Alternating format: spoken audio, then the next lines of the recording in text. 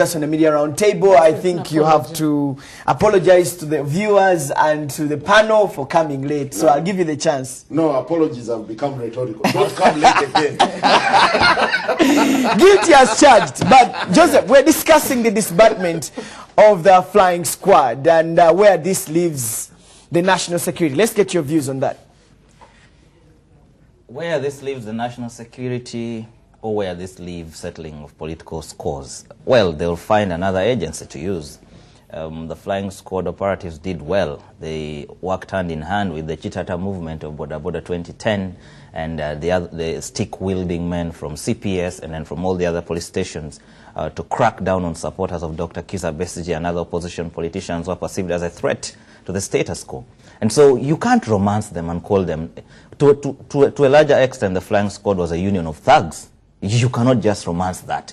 If you ask Vyamukama, what would he say flying squad was? If you ask the gentleman Njala interviewed, many who cannot now salute, what would they call flying squad? If you ask the people who are kept in dungeons at CPS for weeks, months, what would you call them? And so I think their contribution to national security, yes, there are incidences where they have cracked down, for example, on violent crime or on robbery. We registered some scores, you know, by some officers of the flying squad. But the greater work of the flying squad were to a set of political scores, to do the underhand methods of then police chief General Kale Kaihura, the things he wanted to do clandestinely. And so I think what we should be doing right now is actually having an audit of the conduct of the flying squad, starting with the commandant himself. I have asked myself why he should be moving on the streets. He shouldn't be a free man. A lot of other operatives shouldn't actually first go home before hand over files. Actually, all of them need to first be sent to, you know, to CID, investigated, and then your file is cleared, and then you go home. Otherwise, this whole thing of coming, torturing people, and then say, we have now sent you home, and you go back to society, the same society that you maimed. I think it's catastrophic. I think we have a challenge of, and I'm not trying to defend flying squad here, but I'm saying I think we have a challenge of whichever police officer that we see who is not in uniform, automatically what comes in our heads is these are guys of the flying squad. And no, Solomon, we are talking about flying squad. We're not talking about plain-clothed officers. We're not talking about CID. We are particularly talking about the flying squad. You'd actually be offending officers. That was under the command of Herbert Muhanji.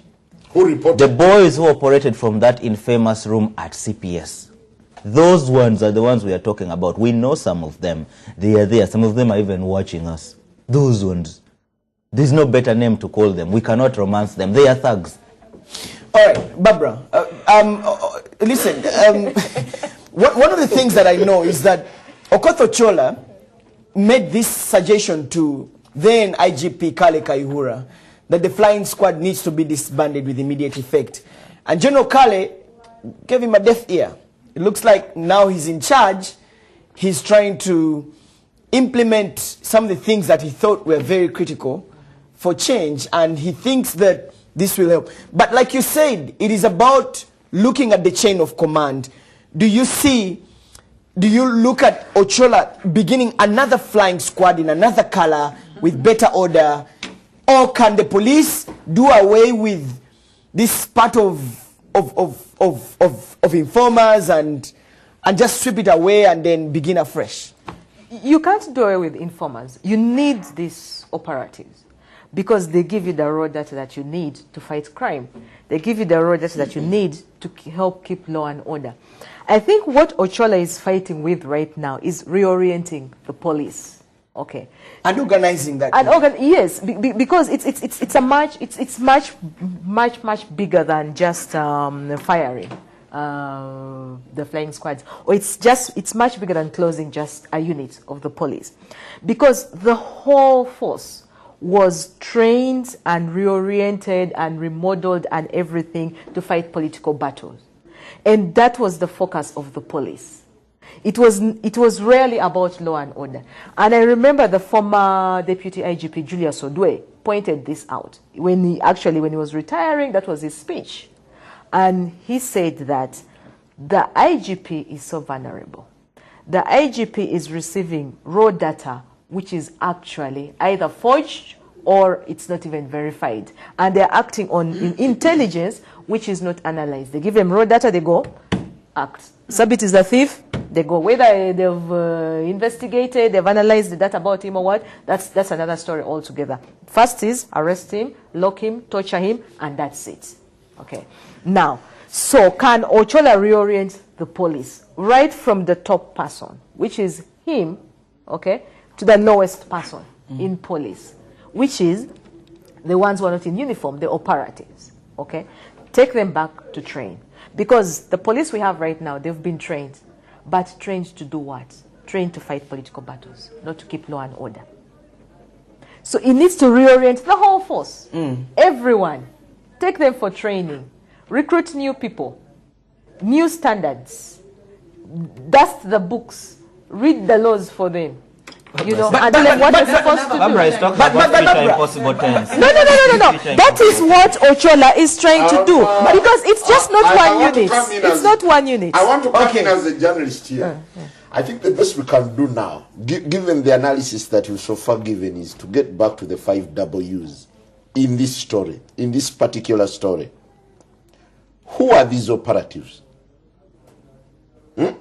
Which crimes did they commit? Why are they being disbanded unceremoniously? How do you wake up and they tell you, don't come to work tomorrow? I mean, but you see, if you're operating underground, that's how they recruit and fire you. And this is yes. what Yes, if you're These operating, are not, no. They are not actually. You see, because we are used to the wrong thing. We think we are supposed to know them. We think we are supposed to be before us. We are mistaking two people. No, there are two units. There are two units in that department. Informers. Okay. Operatives are not informers. Informers are very informal in a sense. Exactly, the operatives are very informal. They just have a sexy name, guys. Simon. They are very informal. Let's go for a break. But when we come back, we'll continue with this discussion and also talk about more stories that made headlines during the week. Stay with us. It's like in Gulu, Karamoja, or other parts of the country. But no matter the weather, we're here to get you up to speed with what is making headlines and also giving you some perspective and analysis. Welcome to the Media Round Table, all of those people watching us online. It's good to have you watching from the Middle East to Canada to the United States, everywhere around the world. We want to say we appreciate your audience and we really appreciate your input. So if you want to be part of the show, on Twitter at NBS TV and at Solomon Seranj. You can also tag in the other panelists this morning. Now, my name is Solomon Seranja. It is the 9th day of the month of November 2018. Let me introduce my panelists this morning. Mildred Tuhaise, host of the Morning Breeze Show and reporter and anchor and full stop. Mother to be. And you have to mention that. It's a pleasure. It's good to have you, man. It's good to have you. It's been a while. I haven't seen you in a while. Welcome back from your leave. Thank you. It's just been one Friday. I saw people saying, where is she? Where is she? Just add one thing. Njala's partner in crime. Njala's partner in crime. Yes. These two people fight behind the scenes. Simon Kagwa Njala, host of the morning show. But these days, Samson Kasumba, Kuliao, Sawa Yona, you may lose your seat. On the show. Well, here we are not discussing succession. So Njala, it's good to have you on the show there. Nice to have you. For it's us to keep time, you know, unlike Sabiti. He's coming. He's coming. You know, I drove from Entebbe. Welcome to the show, Mr. Went in through the rains, but Sabiti stays just around the corner. He'll explain why he's late. Barbara Mong, journalist and journalist trainer. It's good to have you on the show this morning. Senior. Thank you. Good morning. Good morning. I celebrate you, indeed, really. Celebrate you too. Hey, really. The seniors everyone on this table. All right. So, guys, let's get on the show started. We expect more people to be coming in later on as we continue the program. Now, Mr. Njala, one of the big stories of this week is the disbandment of the flying squad. Now in May, Okoth Ochola, the IGP, told us that he's going to disband it with effective immediately. And thereafter, he actually took Herbert Mohanji to head the manpower unit in the Human Resource Department of the police. And then, of course, there was a letter that was issued with effect immediately for all flying squad people to come and report at the police headquarters returning their guns. Eventually it is here, and the flying squad has been fully disbanded. What are your views and thoughts? Is it the end of the torture of suspects and everything? Well, before we even look into the notoriety of this force, the communication in itself is very vague. Is it the flying squad that was disbanded, or is it the flying squad operatives who were sent home unceremoniously? Well, we labored to find an explanation from Mr. Emilian Kaima the other day when we hosted him here. He was just skirting around the issue. These were part-time employees. These are not police officers, blah, blah, blah, blah, blah, blah, blah, blah, because they had developed that bigger than self attitude. Well, but beneath all this, the bigger picture, I think now draws on to security. There are so many takeaways that we tend to ignore in terms of security. We have a ticking time bomb on security, I would say. Have you ever thought of where the Iraqi returnees go? These guys have handled guns. They have been paid handsomely. They work on contracts. They return home. Some of them ride borders. The temptation of holding a gun, they know what it means to hold a gun and make money. We've got several soldiers who go to Somalia. They are paid handsomely. When they return home, they are rendered idle. I've seen several instances in Masaka. I can bear witness to this. In Masaka today, you can hire a soldier from Kasajagirwa to come and guard your building. Private property. Some of them move on trucks of beer. They are accompanying beer trucks with AK-47s. Soldiers, not police officers. Soldiers, military soldiers. And I'm putting this on record. When I questioned, they told me, it is a normal practice here. When you need, do you need one soldier? Now, that is the challenge that we're having. Unfortunately, we're not looking at security broadly. We will look at security broadly. Flying operatives are another nuisance that has been sent to the mass. They're flying somewhere else. Now they're going to fly somewhere else. Remember VCCU? Yeah, exactly. This is where I was going. Hold it there. Let me. I hear you, but I think it's important for us as a panel to look at the historical perspective of this whole flying squad unit. It started as the anti-robbery unit in 1990. Later on, it turned into crimes unit. Then after that, it turned into the rapid response unit. Then after that, it turned into. No, but these are not the same fellows. This is the history of the flying squad. It's the same unit, but we're looking at its historical perspective. From rapid response unit, it came to CID in Chireka. After that, it turned into the flying squad unit. And over the years, they've been accused for committing gross human rights violations and torture of suspects. But Mildred, this week you also interviewed the spokesperson of police, Emilian Kaima.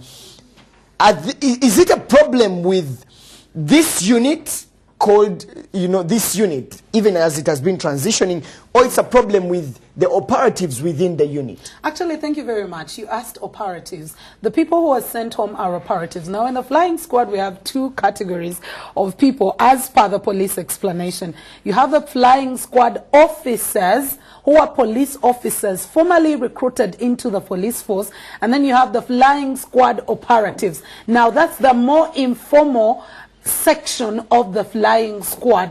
They're not really formally recruited into the police force, but they work as informants. They work hand in hand with the police. And those are the people who had gotten the larger-than-life attitude that Simon was talking about earlier earlier on. They are the people who are directly reporting to the Inspector General of Police in the past regime, even when we had a director of operations. And clearly really what the work of the flying squad is, it's about operations, and the person they're supposed to report to is the director operations. Now, because there were lapses, there were gaps in the reporting mechanism, the larger than life feeling had to come through. These are the people who are gun wielding. They're working together with the police. Police can't even explain that they are formal or informal. They do not want to be able to accept that this is informality. Remember the last media roundtable I was here when I talked about accepting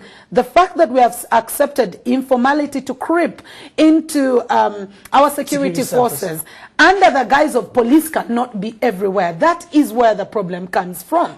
Because I, as a person, where is the police trust that I, as Mildred, even when I am not an informer or operative, or I am not part of the flying squad operatives, I can be able to move up to police and inform them. We now have LDUs who are coming through. We have crime preventers. I am wondering where they are. You have flying squad operatives. All these are not formally recruited into the police force. How are they going to be able to act? And right now, by the way, for your own information, not every flying squad operative has been disbanded or sent home. As per regard to information coming in from the police spokesperson, although that memo said all, yeah, he clearly said some. And I think it's important that we watch this. But guys, let's look at this unit and its responsibilities. These are guys who manage organized crime, and Barbara, I'm coming to you. These are guys who manage organized crime and some sort of urban crime. Let's remember Operation Wembley, which was managed by Colonel Eddie Kayanja, who is now Brigadier Eddie Kayanja then. They recruited, among others, these operatives, criminals, who maybe you can say former criminals. They put them into the system, and they helped very much. During that time, many people were killed. Many thieves were killed for that instance. Did they help? But they used the thieves to catch the thief. And that maybe was the beginning of the infiltration of these people in this particular unit, Barbara. I don't think recruiting a thief to catch a thief is a problem. I don't think recruiting a robber to catch a robber is a problem. Because world over, police do use criminals to catch criminals. What's happening in Uganda, maybe the question we need to ask is, what's the role of the operatives? What's the structure of this unit? Because this unit is supposed to have, like Mildred said, supposed to have trained police officers, supposed to have professional police officers who are supposed to act professionally. The professional police officers are supposed to manage the operatives. The operatives are informal. They are not in uniform. They are among us, you and I, you know, people in the markets, people in the taxis, the borders, and everywhere. Now, they're supposed to provide the raw intelligence that the police needs to act on crime. They're supposed to provide the raw intelligence that then the trained professional police officers are expected to analyze the raw intelligence, make sense of the raw intelligence that these people are actually giving, and then they act on it. But now, where are they actually playing the role? That's where the problem is. Because if you have a professional person, okay, managing unprofessional people who do not understand the role of the police, where they actually being trained to understand their role, where they actually being trained to understand what they're supposed to be doing, because that's where the problem is. The problem came from the management, the poor management of these operatives. And then the reporting structure changed completely. They were not reporting to the professional police officers they were supposed to report to. If you see, Ochola decided to replace to put actually a very well-trained, professional, seasoned police officer to manage the new unit that he is creating. So he's trying to solve the problem that was there, disband it, start something afresh, something which is professional, which is well-structured, that the reporting system, the reporting line is all there, and everything is actually understood. Why we had so many, you know, human rights abuses, we had all these gun-wielding operatives everywhere trying to show Simon that, you know what, I have the power and everything. It's because the reporting structure was not there. They were just given so much power, even powers more than the professional officers. They were even reporting directly to the IGP, okay? So they were undermining the people who were supposed to manage them, you see. And then what also you know, what also happened is that the last 15 years of the Uganda police, okay, we've had the recruitment of so many ununiformed, okay, illegal, illiterates, ill-trained people into the police. That now compounded the problem that was already there. And this is where I want to bring in Simon. Now that, and you make very, very interesting arguments, but now that these people have been disbanded, can we look at this, the impact of this decision? First of all, for the record, I think we also need to appreciate the flying squad to look at the other side of it, because they've been very key in the investigations and also in giving information, in trying to crack down some of the robberies in town. Did they come in to fill a vacuum? No, I'm just saying that. Let us you actually blind ourselves. No, you to don't the need a fact that- vacuum, Simon. Eh? You don't actually need a vacuum. You just need them to give you the raw intelligence. That's all they Exactly. need. So let me say this, that it is also important for us to appreciate their contribution towards cracking down some of these criminals and bring them to book. There is one thing you must appreciate. Flying squad, much as it was co-opted into the mainstream police force, is another militia. The challenge that we're putting up with today as a country is the unaccounted for numbers of militias that we have in the country. Irregular, for lack of a better word, hooligans who are picked from the streets because of their loyalty to a given party, to a given political shade. They're employed in the force because they are energetic. They do all sorts of jobs, all sorts of odd operations where police does not want to be accountable. That is flying squad for you. Now, when you call them operatives and you're hesitant to associate yourself with them because the police force says, no, these were volunteers. For crying out loud, there is a moment they told us that crime preventers were also volunteers. What kind of person do you expect to volunteer at a police unit where he spends 24 hours a day? So when do they work? What do they use to work? Besides, when we're looking at flying squad as well, do you feel that we should listen? Do you think the flying squad has been inconsequential? No. They're not inconsequential. But they are filling a void that was deliberately created because police doesn't want to be accountable for certain misdeeds, for certain acts of brutality, where brutality becomes part of the force. They say, no, those were excesses of our boys and we shall investigate. Today, we should go back to the closet. Let's open the closet. Let's look at the cases of torture where flying squad comes into light, under spotlight. Then we put it on police. Police should be culpable for all the acts of torture meted onto the citizenry by the flying squad. Okay. Let me bring Mildred on this issue. Simon's narrative, you've had his take on that. But I also strongly believe that they have been playing a significant role in some of the in cracking down some of the. Just last week, they cracked down some. I think it was car robberies, like about 15 cars which were you know, they arrested about 10 robbers and managed to save about 15 cars from that racket. So I personally believe that yes, they may have had their misfortunes, but they have also played a critical role in some of the investigations. First of all, I want to debunk Simon's statement by saying they are hooligans, and it seems to be on a larger scale. Well, it is on a larger scale, yes, but I don't want to say it's all encompassing. I want to think that there are some operatives, flying squad at that, or police informants who act a little bit in a professional way. I do not want to take it at extensively 100%.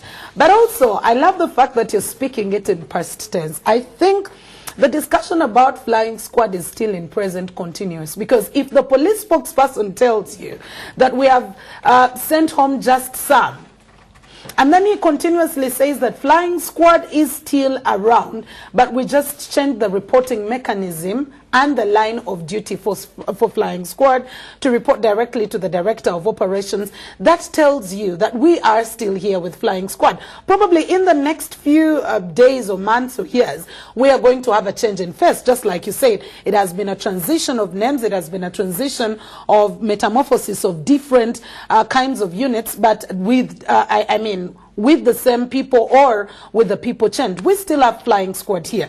But what needs to be done, I think goes back to what Barbara was saying, that you need to know the line of duty of an operative and an officer. That is why even police itself is hesitant to call these flying squad officers. It clearly says we have sent away operatives and not officers. What is their basic role? What are they supposed to do? What has police as the formal official unit done to ensure that they do M&E monitoring and evaluation of these people? When they do commit crime, is it just about sending back home, or are they going to face the law? Because the people they have tortured, the people they misbehave upon are Ugandans just like you and me, are Ugandans that the official police force is supposed to be serving. And it looks like this is the same story that happens with flying squads in the region, because in February Kenya disbanded its flying squad on similar allegations of torture. It's all over Africa, really. They're used to set a political squad, which is very, very sad.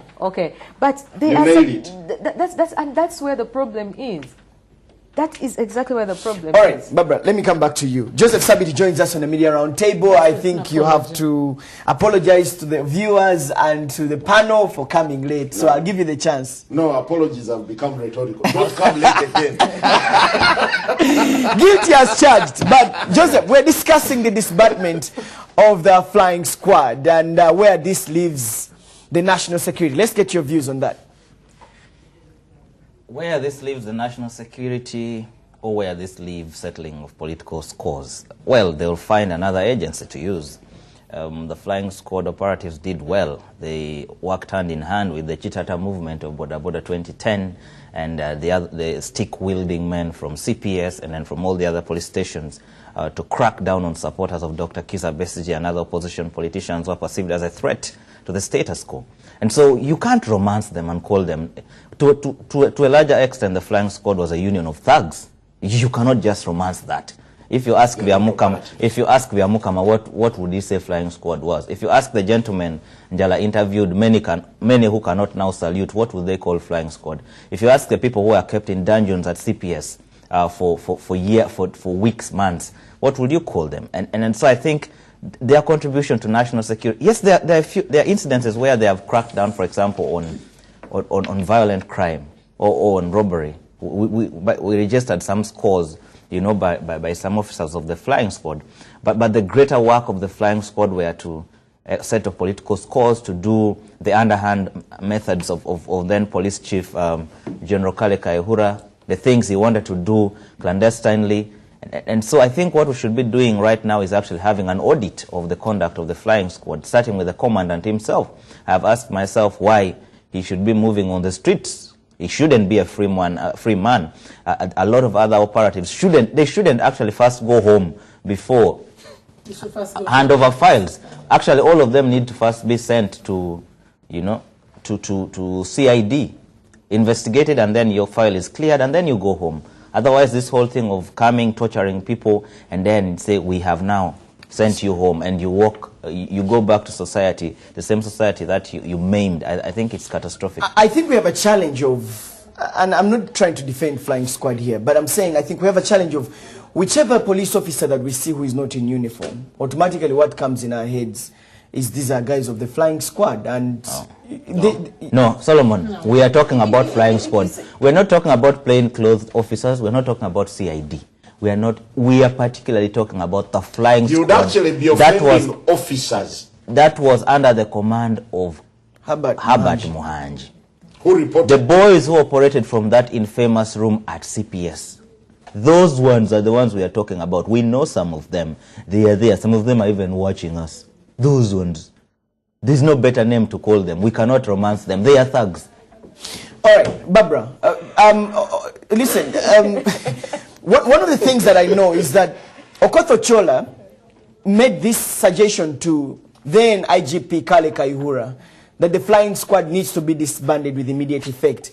And General Kale gave him a deaf ear. It looks like now he's in charge. He's trying to implement some of the things that he thought were very critical for change, and he thinks that this will help. But like you said, it is about looking at the chain of command. Do you look at Ochola beginning another flying squad in another color with better order? Or can the police do away with this part of informers and just sweep it away and then begin afresh? You can't do away with informers. You need these operatives because they give you the raw data that you need to fight crime. They give you the raw data that you need to help keep law and order. I think what Ochola is fighting with right now is reorienting the police. Okay. And organizing that. And yes, because it's much bigger than just firing the flying squads, or it's much bigger than closing just a unit of the police, because the whole force was trained and reoriented and remodeled and everything to fight political battles, and that was the focus of the police. It was rarely about law and order. And I remember the former Deputy IGP Julius Odwe pointed this out. When he was retiring, that was his speech. And he said that the IGP is so vulnerable. The IGP is receiving raw data, which is actually either forged or it's not even verified. And they're acting on intelligence, which is not analyzed. They give them raw data, they go, act. Sabit is the thief, they go. Whether they've investigated, they've analyzed the data about him or what, that's another story altogether. First is arrest him, lock him, torture him, and that's it. Okay. Now, so can Ochola reorient the police right from the top person, which is him, okay, to the lowest person in police, which is the ones who are not in uniform, the operatives, okay? Take them back to train. Because the police we have right now, they've been trained. But trained to do what? Trained to fight political battles, not to keep law and order. So it needs to reorient the whole force. Everyone. Take them for training. Recruit new people. New standards. Dust the books. Read the laws for them. You know, and tell them what they're supposed to do. Barbara is talking about future impossible tense. No. That is what Ochola is trying to do. Because it's just not one unit. It's not one unit. I want to come in as a journalist here. I think the best we can do now, given the analysis that you've so far given, is to get back to the 5 W's in this story, in this particular story. Who are these operatives? Which crimes did they commit? Why are they being disbanded unceremoniously? How do you wake up and they tell you, don't come to work tomorrow? I mean, but you see, if you're operating underground, that's how they recruit and fire you. And this is what Yes, if you're operating, no. They are not actually. You see, because we are used to the wrong thing. We think we are supposed to know them. We think they are supposed to be before us. We are mistaking two people. No, there are two units. There are 2 units in that department. Informers. Okay. Operatives are not informers. Informers are very informal in a sense. Exactly, the operatives are very informal. They just have a sexy name, Simon. They are very informal. Let's go for a break. But when we come back, we'll continue with this discussion and also talk about more stories that made headlines during the week. Stay with us. Another of the big stories is the national dialogue. The opposition has started to boycott it already ahead of the 21st of November. The Democratic Party President Norbert Mao said they will not take part of the dialogue, saying that the points that they pushed through for the Interreligious Council to look into, including the agenda, what will be discussed, and the commitment to implement the recommendation, they have not got any response on that matter. But Simon Kagwanjala, let me start with you. This week you interviewed Patrick Amriat, who is the Front for Democratic Change president, but also you talked to Bobby Wine, Mr. Chagulani Sentam, who also is leader of a strong pressure group, that is the People Power movement. Let's talk about what you picked from that and the possibility of actually having this national dialogue take place. And I'm equally glad that you started with me because I've always been an advocate of dialogue. Here we are now, I think the country is stuck. Someone is flagging something close to dialogue, something very cosmetic in its nature. But well, taking you to no. What is dialogue? Talk to me about the cosmetic bit of it, because this is organized by the Interreligious Council. Aye. You push for the national dialogue and the Elders Forum. Yes. But And the women's situation room. Yes. But you're calling this cosmetic. And Sedu. Yeah. And you're calling this cosmetic. Let's go back to simple English. What's dialogue? Dialogue has never been a simple English word. Okay, please proceed. What is dialogue? Dialogue is a meeting between two warring factions to resolve a conflict or a stalemate or a crisis. Must Okay. they be two? Okay. They're parties. Either or.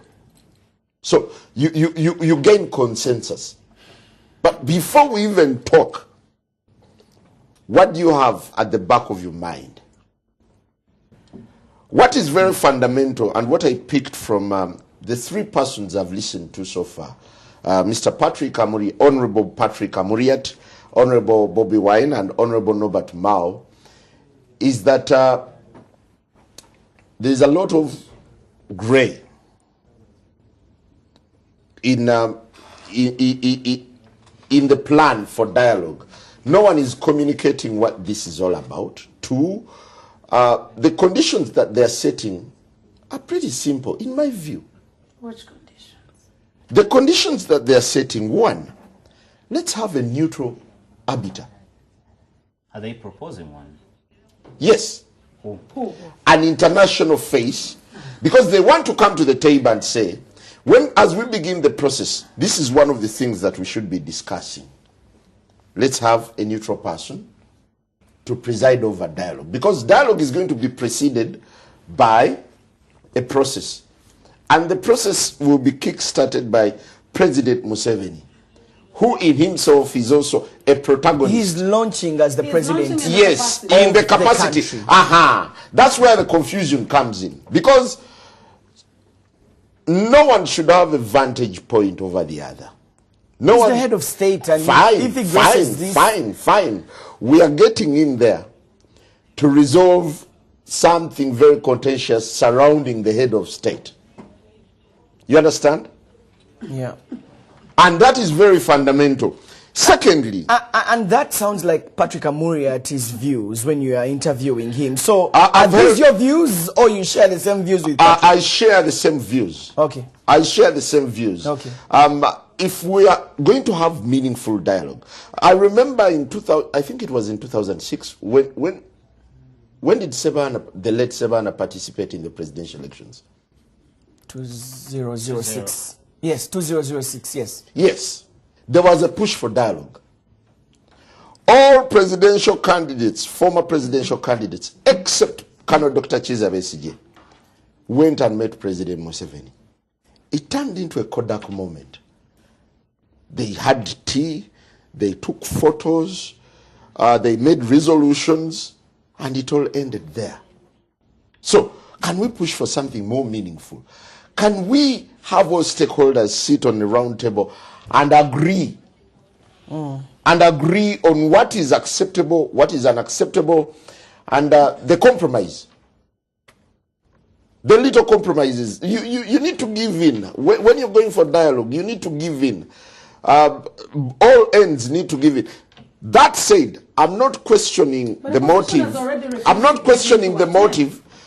Even the NRM is also questioning what this is all about. Okay, let me bring in... That is the confusion. Let me bring in Barbara here. Barbara, the opposition has really been pushing for national dialogue. And we're seeing the Interreligious Council, which is a respected body, by the way. Did you say respected body? By who? It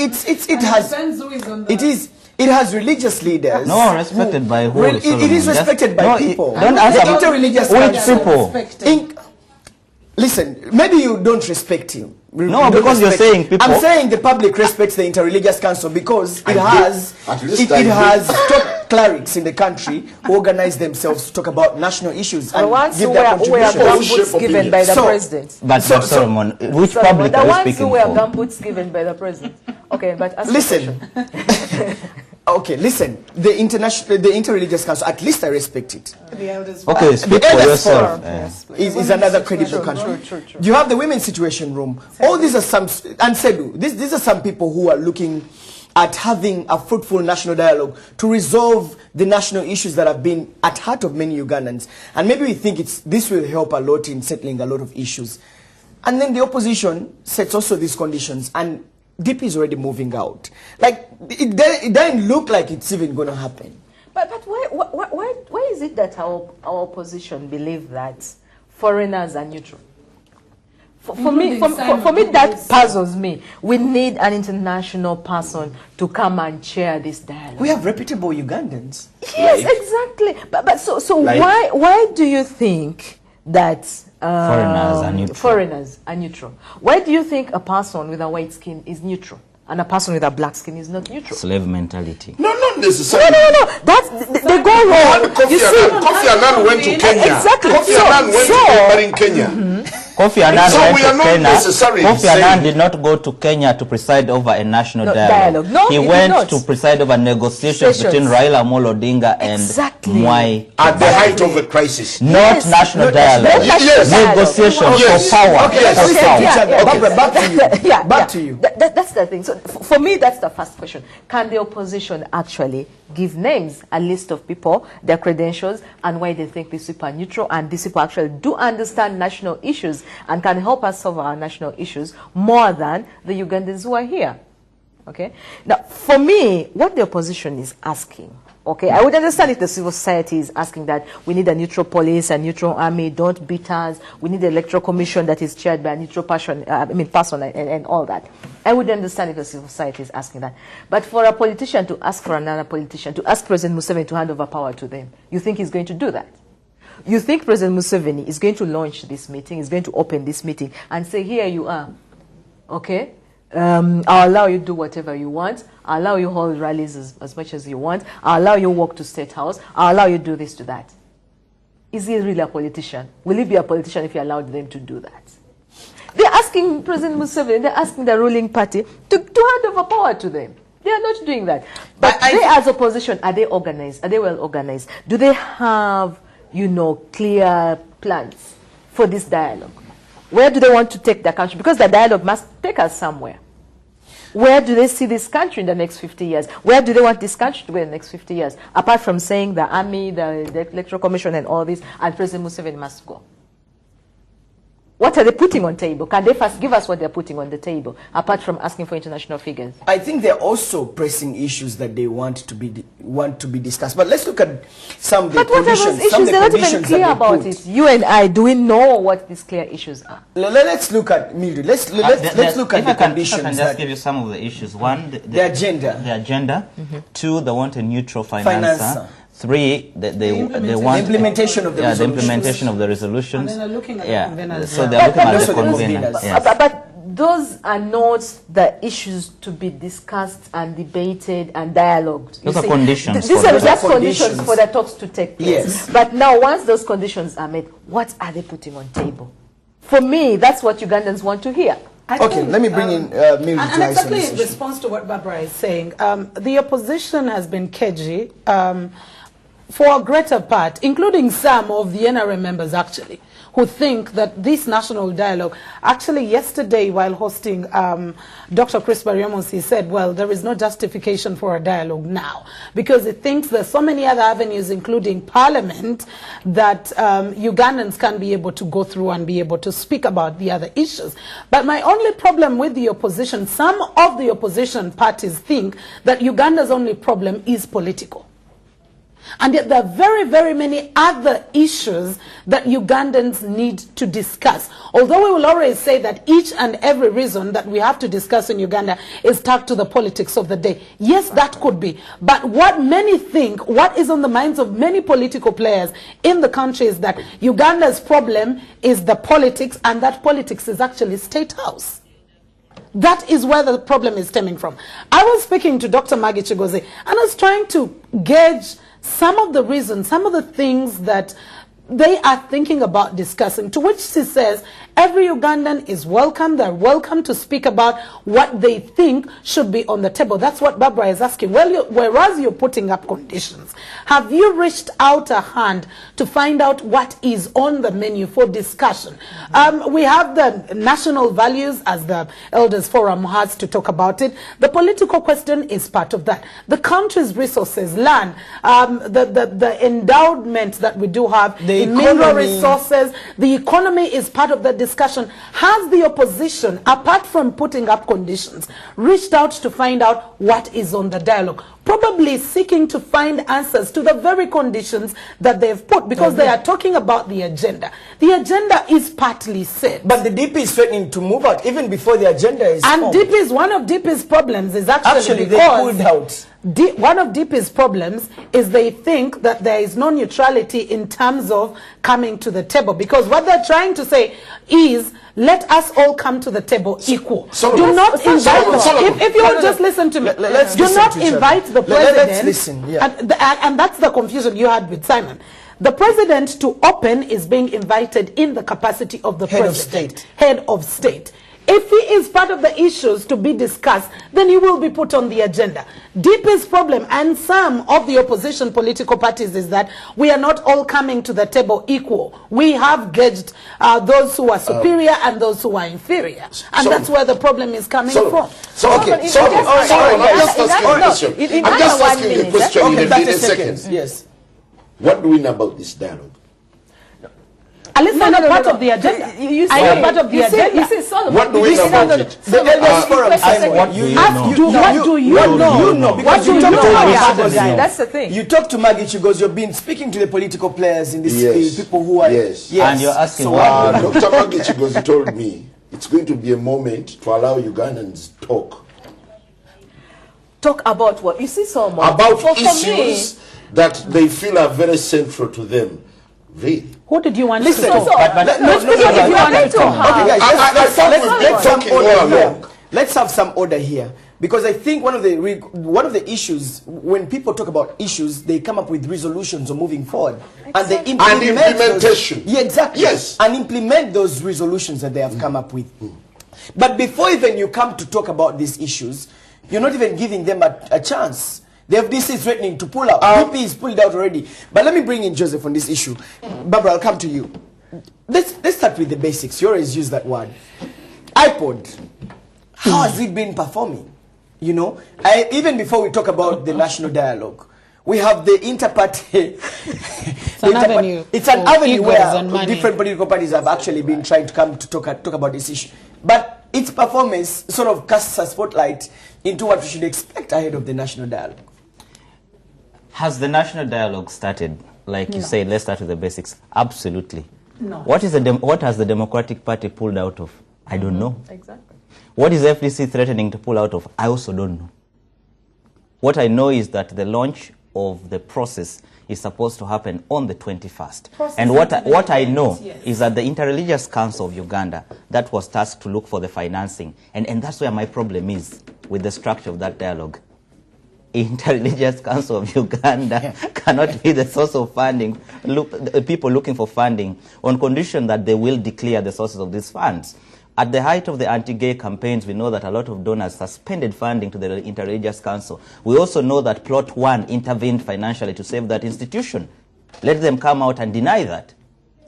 So I cannot, my whole in that See how Simon is looking. No.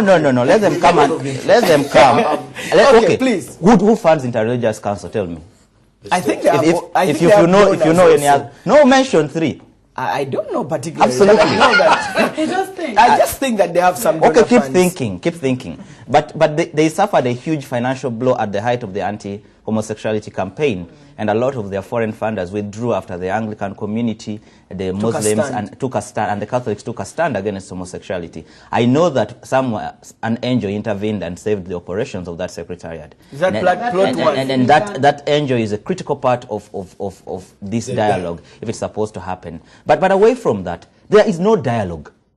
21st November. 21st November is the launch. Yes. Of the process. Of the process. And these gentlemen and ladies are saying, look, we, a section of Ugandans, took it upon ourselves. We think this nation needs to talk. We think there's need for a conversation about our politics, about our economy, about a new reconciliation, about sharing about shared national values, and about a lot of other things. And we want to go to that launch and seek mandate of the country to now start off a formal process, to now sit down and draw the agenda, to now sit down and if, for example, if I am to go to the launch, I would say I have issues with the Interreligious Council of Uganda being the person to secure the funds. That would be my view. And so people have confused everything. But one thing I pick from Justice James Ogola is this, that the most successful rallying point in the country's history has been the Odoki Commission 1995 Constitution. You will realize that Constitution restored a lot of sanity in this country, and things started going wrong after we started tinkering with it. So actually, at the back of their minds, they seek mandate to go across the country, collect views, and come up with some sort of a new consensus. And that is noble. That should be applauded. That we can have a committee of eminent persons going around the country, picking views with a view of probably a new order, similar to the 1995 Constitution. Me, I would applaud that. But also, too, listening to Joshua Chitakule, he says, we cannot just leave the issues of Uganda to politicians. Sure.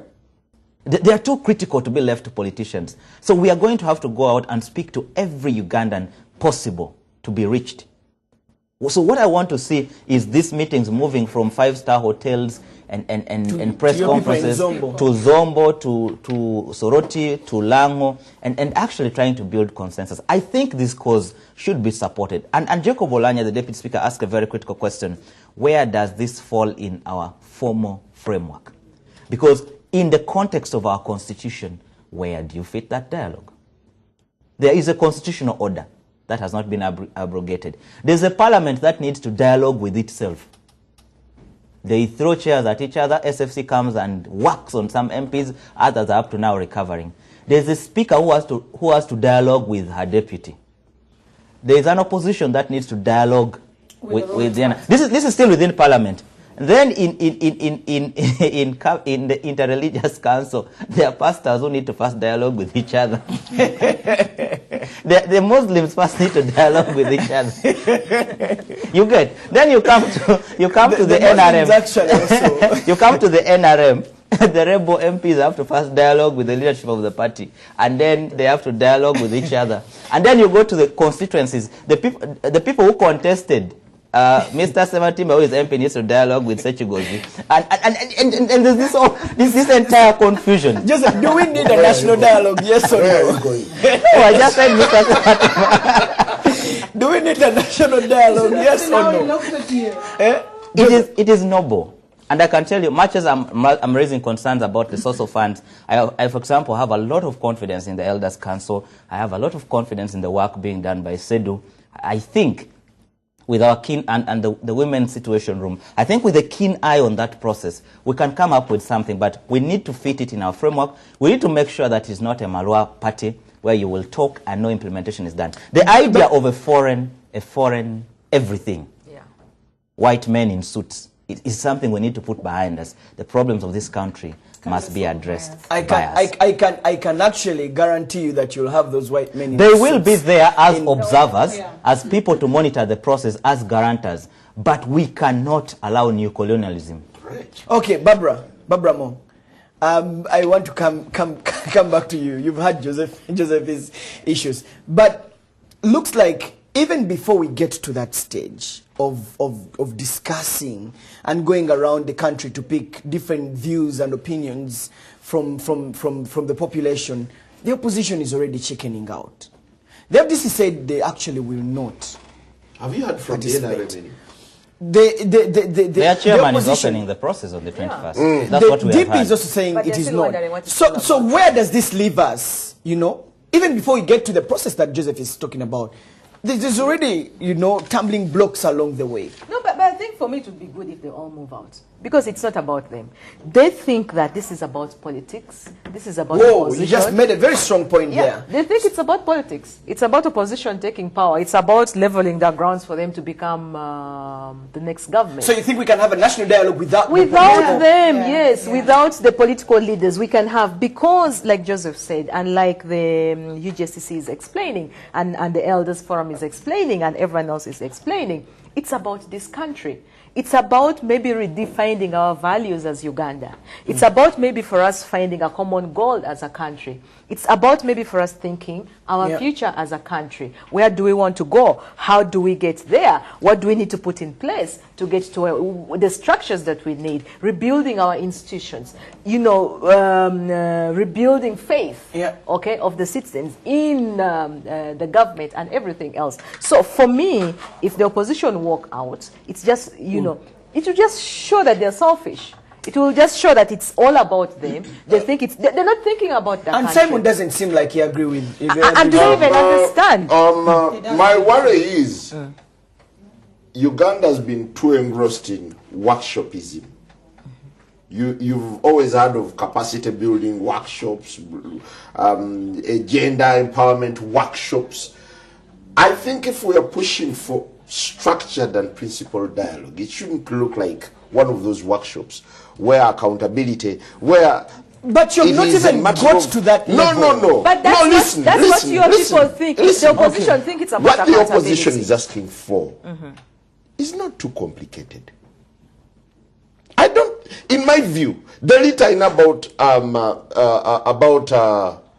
the opposition proposals, it's not that complicated. One, tell us, if we are entering this process, who is bankrolling it? But they have to. But you're not even, listen. Listen. The issue of because bankrolling, we are going to come back here. The reason why I'm saying this. Listen. We are going to come back here and blame the opposition for chickening out along the way. They are saying, for starters, before we start, who is bankrolling? But you've not even got to, listen, Joseph, let me come in here. Because you see, you've not even come to who is funding this. Because you need to sit and say, listen. where are we going to get the money from? Okay. The process is going to be launched on the 21st. The hard question is, who is behind this? That's about 12 14 days from now. Yes. 14 days or 10 Who days. is behind the launch? Who is funding the launch? Really? And when we start, who will be facilitating? I think this is a very simple question. Would you like to go on a blind date? Have you been to a blind date? Solomon. This makes the South Okay. Sudan No, process. Let me protect Dialogue you. should not appear like a Let me blind give date. it, yes. Dialogue should be casting truth-telling, openness, integrity, and above all, accountability. If someone asks a very simple question, thank you. We love dialogue. This is a moment that we've all pushed for a while. There have been calls. At one moment, Besigye was asking for an independent audit into an election. Who is going to do that audit? No, listen. No. First time we will do that into independent audit. I'm still building my point, if you can allow me. Yes, sir. No, the reason why I need to debunk that is because this, we have constitutional. It's not overtaken. If we have constitutional frameworks, let's go for constitutional frameworks to resolve any stalemate that is happening in the country.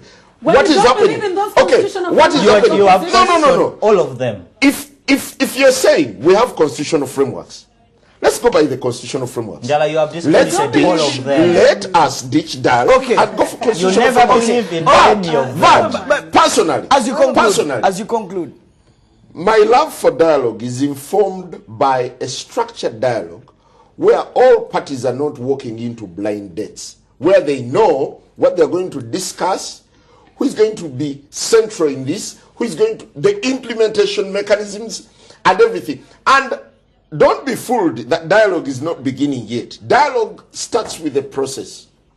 Okay, let me come in there because So I don't dialogue think, is at the tail end. I actually don't think that it's going to be a blind date like you allege, because I know that the Elders Forum used to meet the different political parties. Yeah. I know for sure that the Interreligious Council has been having several meetings with the political players. And they ask so them it cannot questions be that they have it not cannot be a responded to. blind date, because also I know that they'll be discussing what Solomon, if what I could can be just coming chip out. into what I you wanted were to saying. bring in Mildred. Just if you can sit 10 seconds. Look, we have all these interests. And Justice Ogola and team are saying, look, after the launch, then let's start the conversation about these issues. What do we want to talk about? Who is going to lead this process? How should we fund it? Because right now we have really appointed ourselves. Let's go into this. Then let's start a conversation about the things we are talking about. Part of our end game is to come up with a new constitutional order. And that is an opportunity in which even questions of dialogue can be included in our legal framework. And so you're standing outside this process. You want Ogola and the Women's Do you want Situation to Room build a and house the on a rock Interreligious foundation? Council that have appointed themselves with no legal mandate, with no wide mandate, to just say now these are the issues, this is the agenda. They are saying let's go into this launch. Let this process be owned by the country. Let a significant percentage of the population give us the mandate. What comes before the other? The cart or the horse? I'm trying to explain. No, but Solomon, Gala is not getting it. Gala is not. I'm listening. You're not I am listening. listening.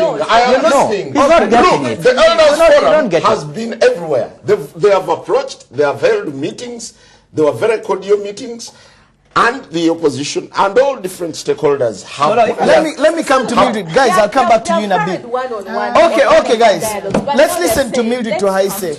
Mildred, this issue, as you've heard from the other side, is a bit contentious. My very laughable point, sorry for even cutting you short, is when Simon says that let's get back to the constitutional framework for the dialogue. When he doesn't believe in a single of them, ask him about the parliament he wants to go to. He doesn't believe in it. He doesn't believe in some of the people there. Please be to sure. Ask him, yes, I'm very sure. No, I am very sure. Ask him about the judiciary. He will not believe in it. No. But here is the thing. Do you believe that the decision of the Supreme Court on the ruling Is legal. is legal?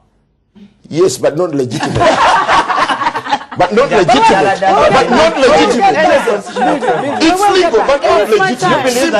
Okay, guys, let me protect you. Does he believe that Yoweri Museveni is the president of Uganda? Yes, but yes.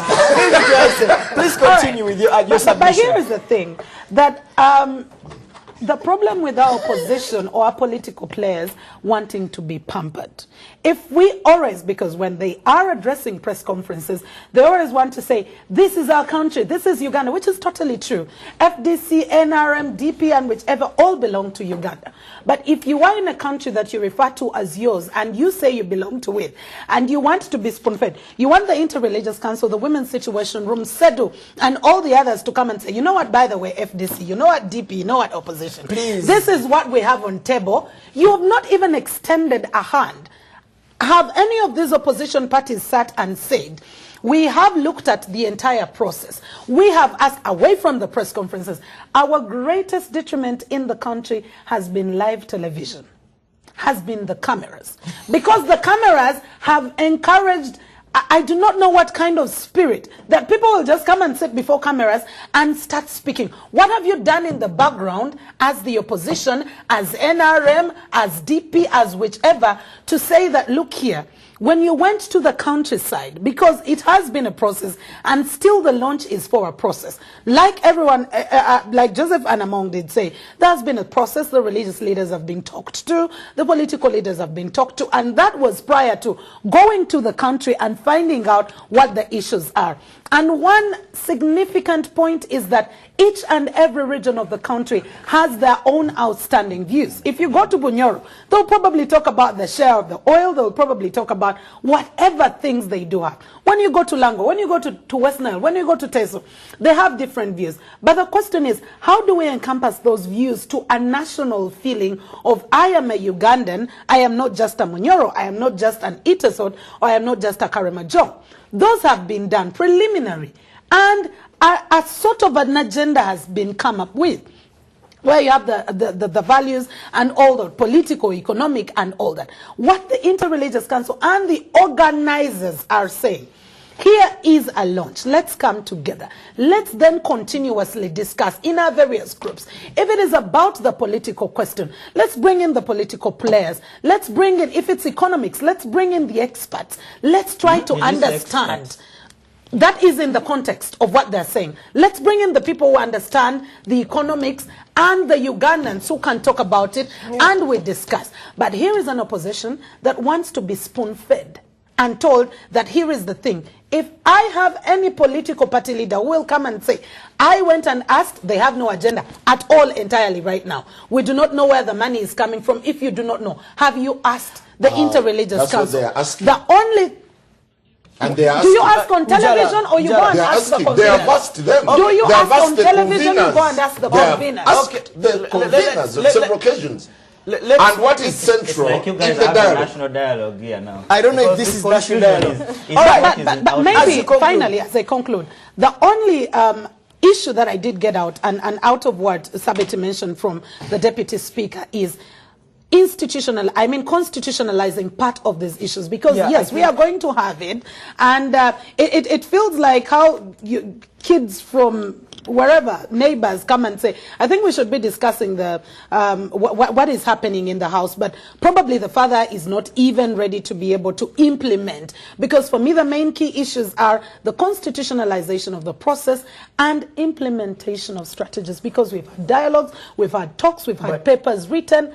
The implementation is where the problem is. You raised a very critical issue, and Joseph also touched on it. Should everything be constitutionalized? For example, the national dialogue also needs a legal backing. As long as it is not constitutionalized, then it is just Malua talk.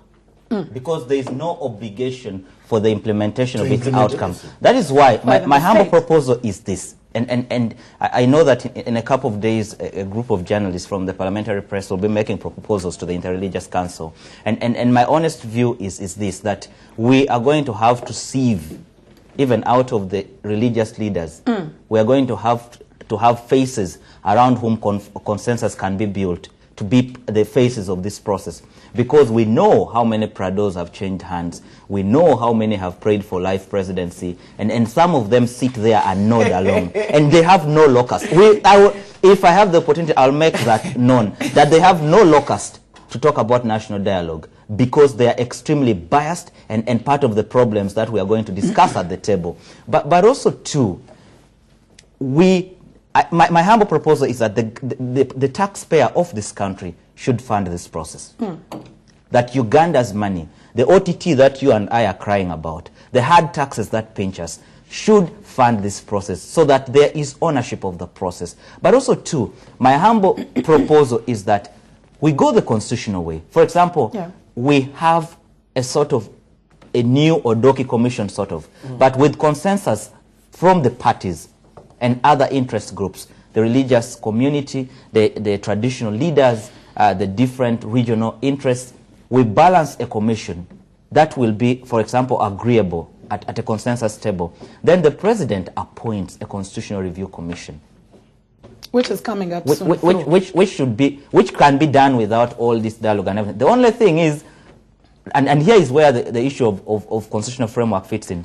That commission report, like the Odoki report, will have to bounce back in Parliament. Do I believe this Parliament will do a good job? Future impossible tense. And then so, yes, I'm trying to just bring out the hard issues we have to deal with. Yeah, the hard issues we have to deal with. So, yes, we are going to the dialogue and we are talking. By the way, the opposition guys are asking a very legitimate question, that there is no constitutional squeeze to force the president to implement the outcome of these things. After we talk, and then what? And here is the point. The Interreligious Council that I am talking about, that is looking for the funds for this process. You know the things around it. And they're also saying, look, can we find a sort of pedestal where we come and reason together, not where dictates are? Because I can tell you the launcher is likely to shoot down that national dialogue on the day of the launch. On the day of the launch, it's going to shoot down. The misgivings of the opposition and other stakeholders are valid. Yeah. Basing on past experiences. That's why we're picking up one by one. Past experiences. So Let's I go can back tell to you, Moshi. there was Moshi, The days there of was Moshi. Nairobi, there was everything. There was even the Constitutional Review Commission. Even the Garamba talks. But I shouldn't They care. all Remember happened, what came yes. out of the Constitutional Okay. Review Commission As with you conclude- Sempebwa? as you conclude- Sempebwa wrote a minority But can't we report. give this a benefit of doubt? Before you get in there, Let's you need to- structure it. Let's structure Let's it. structure it. That's the All right, valid you're thing. watching the Media Roundtable. We're giving you analysis and thoughts in stories that are making headlines. This national dialogue issue, should we give it a chance? People think you've just had the views from the journalists here. We go for a short break. But when we return, 966 million shillings for the Agagobeza Stadium. All right, you're watching the Media Roundtable. Welcome back from that short break. We're continuing with stories that made headlines. It's 49 minutes past 8 o'clock, soon coming to 9 o'clock. But guys, one of the stories that made headlines this week, the Lira district cow appeared before Kosase and explained the 669 million shillings that was meant for the Agagobeza Stadium. And he made shocking allegations and revelations to the committee. The committee later on handed them to CID to continue the investigations. But let me break for you some of the figures that he explained, where the 669 million shillings went. Now, 49 million shillings was spent on construction of that pavilion. They will be putting it up shortly. But 49 million shillings was spent on constructing that pavilion right there. 49 million shillings, how it looked like. And I know that people have been making a lot of talk on that issue on social media. But that's 49 million shillings spent on that. But 61 million shillings was also spent on hiring equipment that helped with partly for the grading of the land. They used 662,000 shillings to move from Lira to Gulu, 1 hour drive. which is a 1 hour drive. That's quite a lot of money. But Joseph Sabiti was actually following this story in Kosase. Joseph, what were the highlights of the Kosase committee while this gentleman appeared before the investigating team led by Anita Mo? In my literature class, I didn't like drama that much. So I am going to have to set... yeah, I'm now leaving the drama. So I'm going to politely ask that I speak about the things that I think are dear to me, and then move away from the drama being acted in Kosase, which I think is going to be... It's only going to help us get information. So by the some of the figures we're talking about, we had to use our own journalistic, instincts to get them out, because nobody had them. That miraculous stand, the 150 million toilet, that I think when you go there, the toilet hugs you, sprays you with perfume, and kisses you and says, welcome. When you ease yourself, it hugs you again. I'm trying to imagine the miracle in that 150 million toilet. Here are the brutal facts about Agagobeza Stadium. That 2001, 2006, there was this conversation in Lango about the state of this stadium, named after an honorable son of the soil who was flying the flag of the country high at a very critical moment. And so back and forth, I remember the person at the helm of it was Daniel Omara Tubo. And so there was a back and forth between him, the president, Charles Bakabulindi. And so when the president went to preside over the Lango conference later, and then eventually he had made it in the campaign pledge 201, 206. And at the Lango conference, he actually promised that now this would be done.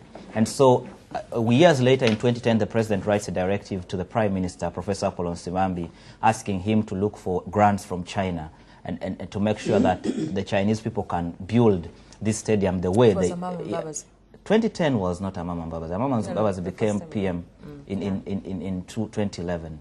So it was Professor Apollon Simambi. And so the first time we see practical action is around 2015, 2016 financial year, when Jessica Alupo finally submits that vote to Parliament for preliminary funding to Agagobeza Stadium. And here are the brutal facts. That one, make no mistake, there is no funding for Agagobeza Stadium. The people of Lango shouldn't be excited. There is no funding. No funds have been released for that. The president... There is no funding. The president just made a promise. Just like Docas Njikuru Stadium is a promise, there are no funds. The High Altitude Training Center at Teriet is just one of the many presidential pledges that we are still seeing yawning from the bag. Let's set that record straight. They launched it recently. I remember. They launched what? In Kapchora, the high altitude. What was launched? No, You see, Please proceed. Let me just sorry for interjecting, but you see, all that we're actually discussing, we're discussing someone who is politicking. There's nothing in place. Yeah. There's nothing on paper. So if I can tell you, there is nothing in space, nothing in air, nothing in water, tangible that we can put our hands on and say, this amount of money has been released for Akibwa. Right? I wanted us to set those basics straight. So people of West Nile, Deokas and Jikuru, Teriet, Nachivubo, Nachivubo is a different case. So there are no funds. Two, specifically since you asked me about Akibwa, there are even no architectural designs. There is no budget. There is even not a dream of a plan about that stadium.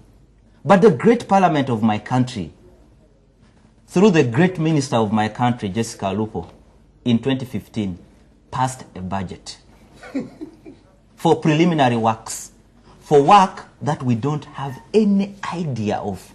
No plan? No plan, no architectural design, no feasibility study, no funds. The parliament of my country, the 9th parliament, congratulations to all the MPs who sat, passed the budget. And by the way, the budget was about 1.3 billion shillings. Vote 1369, I think, of 2015-2016. 1.3 billion shillings. So without a plan, without anything, the Ministry of Education of my country passes this money to Lira District Local Government. Now, Lira District Local Government does what every government entity does best. They used a miraculous fuel to drive from Lira to Gulu at 662,000. They constructed that amazing toilet at 150. And then every district in Uganda was given equipment. The great people of Lira hired theirs at 61 million. And then before these funds, and then they compensated people, these great people compensated people on government land for millions of shillings. And then finally, before all this could go through the audit process to ascertain value for money, the great parliament of my country is already discussing it. Ask 2 MPs randomly on Kosase what the expenditures are, whether they have a breakdown. The breakdown that we aired in our bulletin, ask them if they have it. Ask them what they are going to achieve by discussing what is not audited. And so in the end, what I ran away from in class, in my literature class in LLO, I am leaving it now. So let me just add background. Let me just add background. The last document, official document, that we actually saw on Akibwa Stadium was written on September, I think, 8th by the Permanent Secretary, September 8th, 2011, by the Permanent Secretary, Minister of Foreign Affairs, who was then, because, yes, Minister of Foreign Affairs, yes. Because what happened, no, it was, I think Kakembo who wrote it, Madame Kakembo, because then she was acting and they had passed this to the Minister of Foreign Affairs. Because, like he said, Daniel Omara Tubo, the former lands minister, initiated this in 2006, a conversation about this. Now, when Omara Tubo initiated it, the Minister of Sports was involved, and then he also went and met the Chinese ambassador and said, now that you've completed the building of Nambole, can you actually do something else, which is basically a stadium in northern Uganda, and that was Akibwa Stadium. And so Omara Tubo was championing this. When Omara Tubo lost in 2011, that was the end of someone serious following this. That was the end of someone serious making this a formal process and having this get into the budget. So when Omara Tubo lost, there was nothing. So Ms. Kakembo's letter, which was written on September, was to the Minister of Finance to say that, look here, you've tasked the Minister of Foreign Affairs to initiate a discussion with the Chinese government, okay, but at the time the Chinese ambassador, okay, to actually fund the Akibwa. But there is no document on which we can base this discussion. Where's the architectural design? What is this all about? There was nothing. So, like, can you avail us those documents so that we can start a discussion for the funding for this stadium and many other stadiums? That was the last formal communication we had about Akibwa Stadium and all these other stadiums. Now, so when government came up, okay, and said, let's allocate some money, it was politicking, so that the people of Lango would know that there's actually something happening, that there's actually a document in place, that there's actually funding in place for this stadium. Like he said, there's absolutely nothing. It is a ghost project. It is. Yeah. It's got, So there is where, nothing. did, the the, people where of did the 665 million shillings come from that they're probing? It came from The vote 1369 yes. of 2015, Of the 2016, the 2015, Jessica yes, Lupo 2016 budget, budget, yes. preliminary funding to a project that has no design, that has no funds, that has nothing. It's just a ghost project. Exactly. So the politicians from Lango are politicking because the people of Lango are asking questions. All right, Simon Kagwanjala, your Well, views on this issue in 2 minutes. I honestly shudder when we dwell so much on this. Is the slightest. This is a miniature of a scandal. 600 something million. Are we still discussing millions in this country? No, but Solomon. No, it's Yeah, not accountability. Hold it. Okay, let's listen from him. For as long as we don't put stop gaps, actually, when we start discussing a cow, Uganda is in this mode called at leastism. At least we have a stand. What remained of Chogam? Can you take this information? What Kindly. became of Gavi? Can you take this Global information? Fund. Can you take this information? Roads. 10 seconds. I think you're misunderstanding us.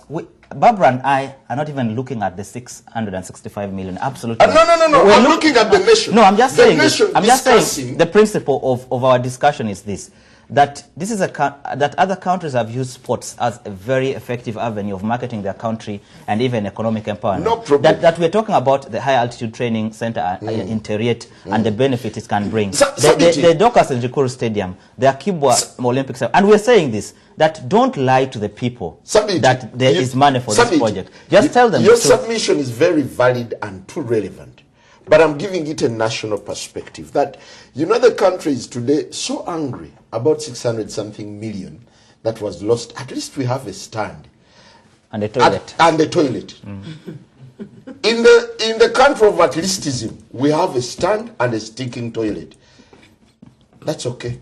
I think it's wrong to reduce Ugandans to that. Yeah. I think it's really because as a country, this is taxpayers' money, Simon. Look, I actually laughed. I found it laughable that we are back to discussing millions. Lately, they are no longer counting money in millions. They have weighing scales. Oyagala kilometer. That is the change.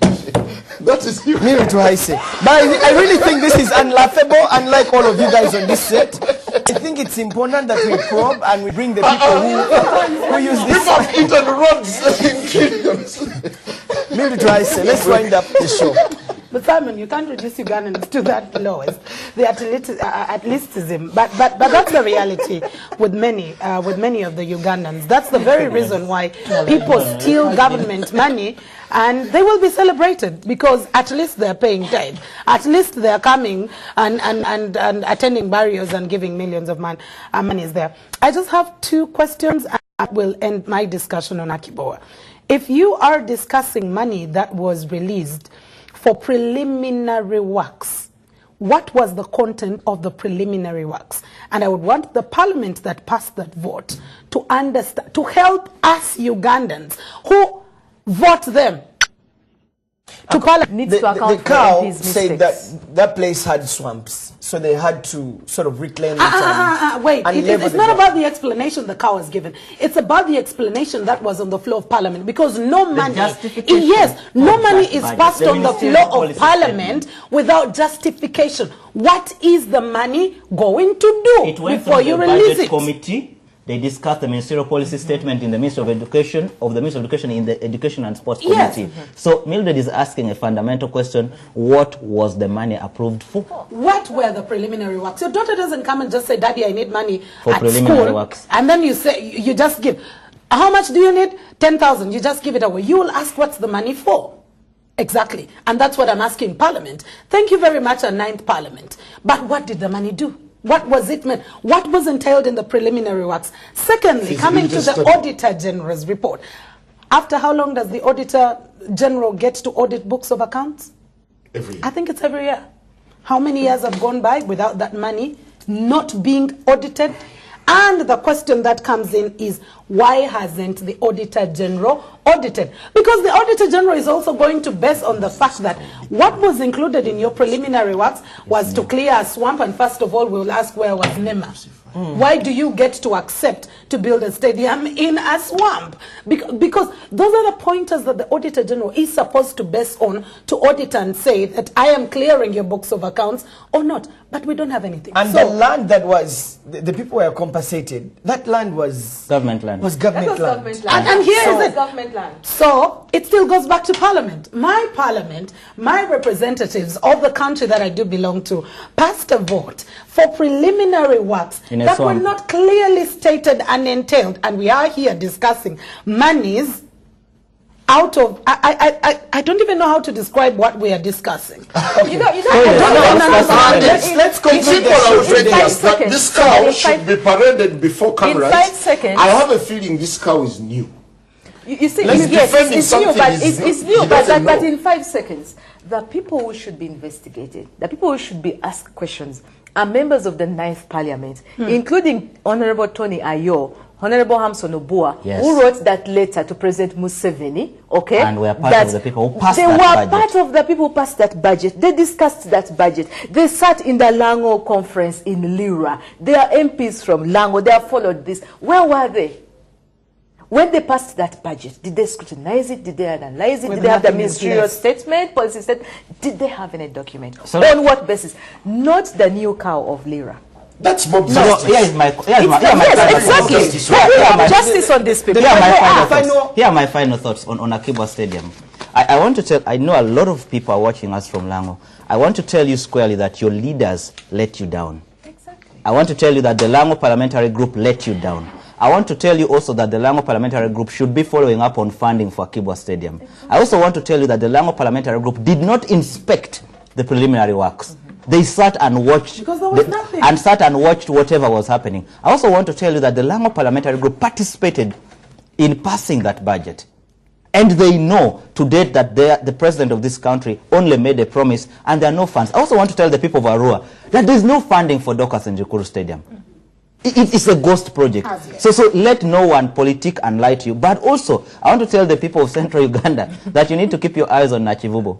All I am seeing are It's an arcade. I'm seeing With an a arcade. parking lot. And with a parking lot. And if you don't keep an eye on it, the next day, the great Nachivubo Stadium will be a parking lot. Njala, your last comment on the issue, Maybe a Chinatown. Kosase, even when they investigate to the root, do you think that their recommendations will really be implemented? Because, I mean, several investigations have been coming up and... I hate the arm of justice. Whoa, whoa, whoa, whoa, whoa. What else? Still bath? Not really, but whoa, whoa, whoa. Whoa, whoa, whoa. All right, let's conclude. Like a fly. My God. All right, guys, let's close the show. I hear you sounded like a fly in that toilet in Kibua. All right, thank you very much for being part of the Media Roundtable, guys. Thank you very much. Mildu to high say. Guys, let me close the show. My name is Solomon Seranja. Be sure to catch us next Friday. Have yourself a wonderful weekend. Good morning.